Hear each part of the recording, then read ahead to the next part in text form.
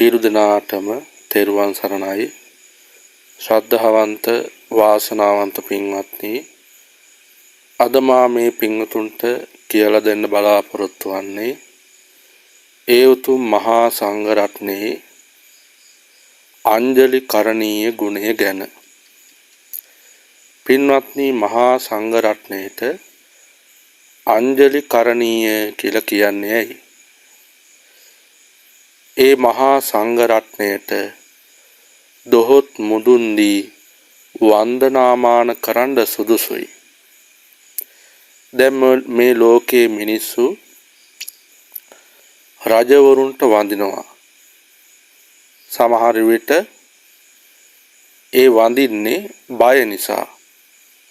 එහෙමත් නැත්නම් ලාභයක් බලාපොරොත්තු වෙන.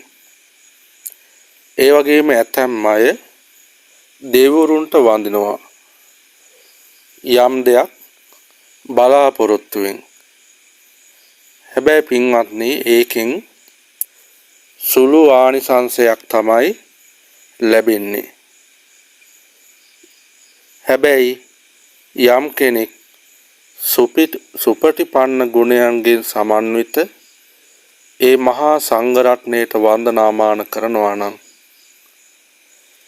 ඒක ඒ අයට බොහෝ කාලයක් යහපත පිණිස, සැපේ පිණිස, සැනසෙල්ල පිණිස පවතිනවා. පින්වත්නි, මහා සංඝ රත්නයට වන්දනාමාන කිරීමෙන් බුදුරජාණන් වහන්සේ දේශනා කළා උච්චා කුලීනා සංවත්තනිකෝ හෝති. උසස් කුලවල උපදින සෑම ආත්මයක් පාසා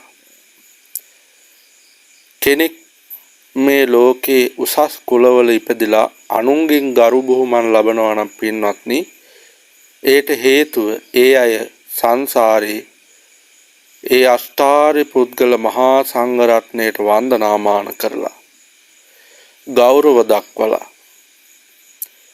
ඒ නිසා යම් කෙනෙක් මේ ලෝකේ ඉන්න පුළුවන් නීච කෙනෙක්, පහත් කුලවල ඉපදිලා, ඒට හේතුව පින්වත්නි, ඒ උතුම් මහා සංඝ රත්නයට වන්දනාමාන කරලා නැහැ.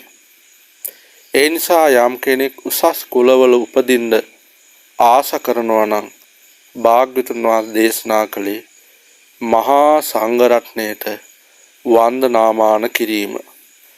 ඒ නිසා මේ මහා සංඝ රත්නයේ ඒ උතුම් අංජලි කරණීය ගුණය ගැන මේ පින්වතුන්ට මේ සුළු වේලාව ඇතුළත මා දේශනා කළා.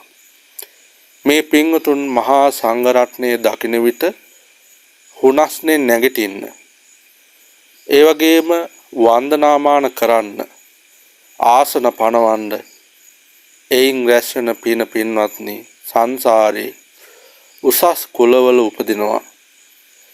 ඒ නිසා මේ මහා සංඝ රත්නයේ ඒ උතුම් අංජලි කරණීය ගුණය ගැන හිත පහදවා ගන්න ඔබ අප සෑම සියලු දෙනාටම ශක්තිය, ධෛර්යය, වාසනාව ලැබේවා.